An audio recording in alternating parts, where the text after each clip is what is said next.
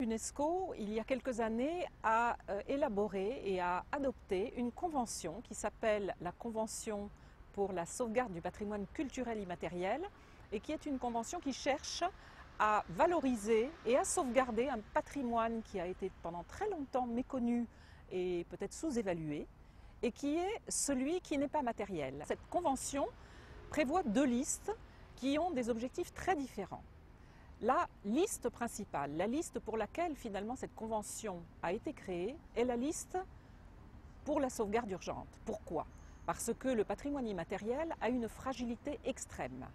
Et devant les processus de globalisation, de mondialisation, de circulation extraordinaire de l'information, il y a aussi évidemment beaucoup de risques d'érosion du patrimoine culturel immatériel qui est souvent transmis de manière assez confidentielle, par imitation, et les jeunes générations aujourd'hui ont bien d'autres choses à faire que de rester avec leurs grands-parents ou avec leurs parents pour apprendre les enseignements de leur tradition. La liste de sauvegarde urgente est vraiment une liste sur laquelle les États proposent des éléments qui leur semblent d'une importance particulière pour les communautés qui en sont porteuses et qui souhaitent véritablement attirer l'attention de la communauté internationale pour pouvoir s'engager, pour qu'elle puisse s'engager avec elle pour la sauvegarde de ces éléments.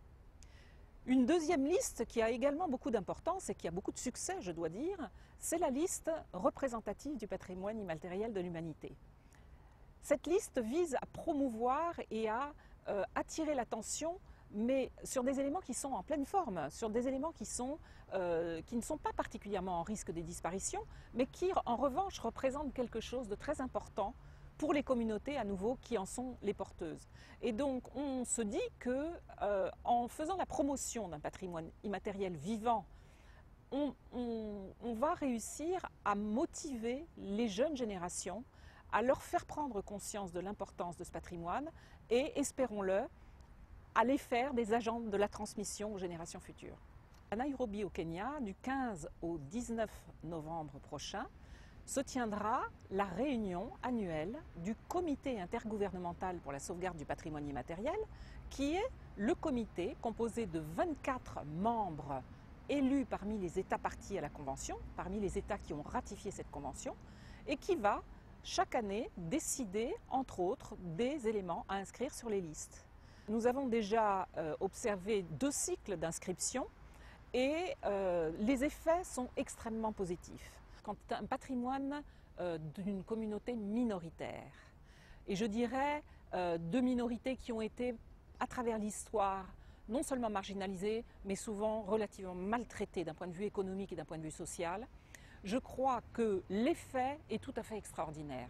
L'effet de ces communautés de tout d'un coup se sentir partie du patrimoine national. La nation s'enorgueillit d'avoir un élément inscrit. Or cet élément vient d'une communauté qui a été marginalisée à travers l'histoire. Et ça, c'est quelque chose qui est un facteur extraordinaire de cohésion sociale et de rétablissement d'une forme de démocratie culturelle qui n'avait peut-être pas existé jusqu'à présent. Donc je crois que les efforts des États, puisque ce sont les États qui présentent les éléments, les efforts des États de véritablement chercher sur leur territoire les éléments de patrimoine immatériel qui représentent les diverses communautés font fonctionner quelque chose au niveau national qui est tout à fait exceptionnel, et nous avons de nombreux exemples à ce propos de communautés très marginalisées qui soudain se trouvent au premier plan de la fierté nationale d'avoir été inscrits.